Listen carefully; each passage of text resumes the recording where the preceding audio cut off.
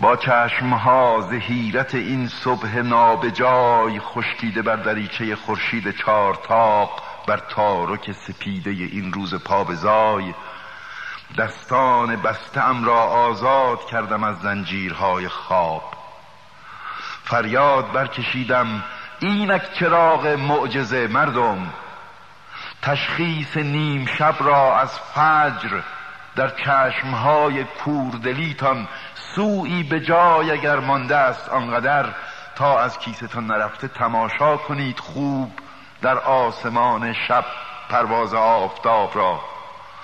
با گوشهای ناشنواییتان این طرفه بشنوید در نیم پرده شب آواز آفتاب را. دیدیم گفتند خلق نیمی پرواز روشنش را، آری. نیمی به شادی از دل فریاد برکشیدند، با گوش جان شنیدیم آواز روشنش را. باری من با دهان حیرت گفتم ای یاوه یاوه یاوه، خلایق مستید و منگ یا به تظاهر تزویر میکنید؟ از شب هنوز مانده دو دانگی، ور تائبید و پاک و مسلمان نماز را از چابشان نیامده بانگی. هر گاوگند چال دهانی آتش فشان روشن خشمی شد.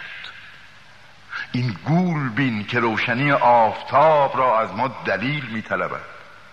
طوفان خنده ها خورشید را گذاشته میخواهد با اتکاب ساعت شمات دار خیش بیچاره خلق را متقاعد کند که شب از نیمه نیز بر نگذشته است.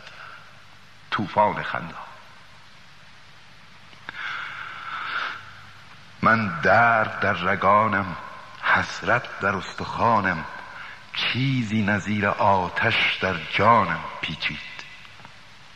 سرتاسر وجود مرا گویی چیزی به هم فشرد تا قطره ای به تفتگی خورشید جوشید از دو چشمم. از تلخی تمامی دریاها در اشک ناتوانی خود ساغری زدم. آنان به آفتاب شیفته بودند، زیرا که آفتاب تنها ترین حقیقتشان بود، احساس واقعیتشان بود. با نور و گرمیش مفهوم بیریای رفاقت بود، با تابناکیش مفهوم بیفریب صداقت بود.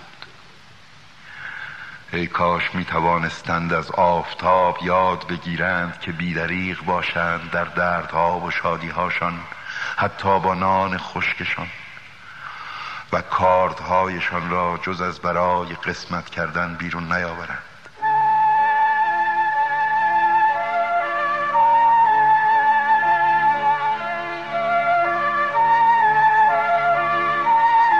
افسوس، آفتاب مفهوم بی‌دریغ عدالت بود و آنان به عدل شیفته بودند و اکنون با آفتاب گونه ای آنان را این گونه دل فریفته بودند.